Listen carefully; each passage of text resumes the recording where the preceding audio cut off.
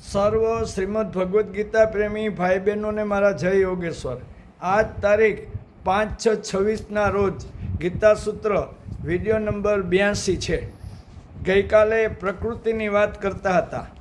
ગીતા અધ્યાય 9 શ્લોક 10માં શ્રી કૃષ્ણ કહે છે કે મુજ અધિષ્ઠાતાના પ્રભાવથી જ પ્રકૃતિ ચરાચર સહિત આખા જગતને સર્જે છે.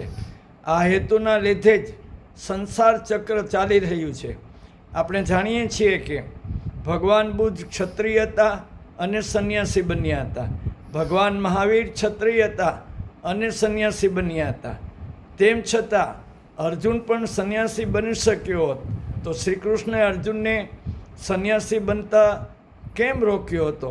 તેનો જવાબ છે મહાભારતના એ સમયના વિકટ સમયને પ્રસંગને કારણે અર્જુનને લડવું ફરજિયાત હતું. ત્યારે પ્રશ્ન એ થાય છે કે પ્રકૃતિ કે સ્વભાવની શક્તિ કેટલી? આ પ્રકૃતિ બદલી શકાય ખરી? ગીતા કોને ટેકો આપે છે?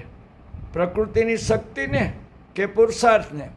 માણસ જન્મ્યો છે પ્રકૃતિ પર વિજય મેળવવા, તેની પકડમાંથી મુક્ત થઈ પૂર્ણ સ્વતંત્ર થઈ, અને તે માટે શ્રી કૃષ્ણ ગીતા અધ્યાય 13ના શ્લોક 34માં આથી જ કહે છે કે ભૂત પ્રકૃતિ મોક્ષો, એટલે કે ક્ષેત્ર અને ક્ષેત્રજ્ઞ વિશેષ જ્ઞાન બરાબર મેળવીને, ક્ષેત્રજ્ઞનું જ્ઞાન બરાબર મેળવીને અંતે પ્રકૃતિના બંધનમાંથી મુક્ત થવાનો પુરુષાર્થ દરેક મનુષ્ય કરવાનો છે.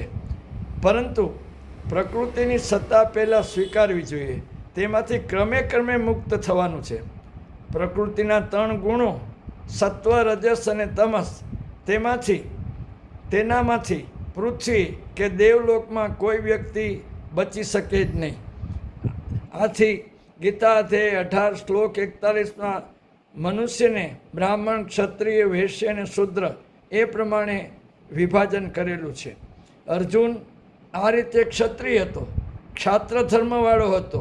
એની પ્રકૃતિ ક્ષત્રિયની હતી, પણ એણે અર્જુન હોવાથી ભગવાન શ્રી કૃષ્ણની વાત માનીને પ્રચંડ પુરુષાર્થ કરી વિજય મેળવ્યો હતો. વધુ કાલે જય યોગેશ્વર.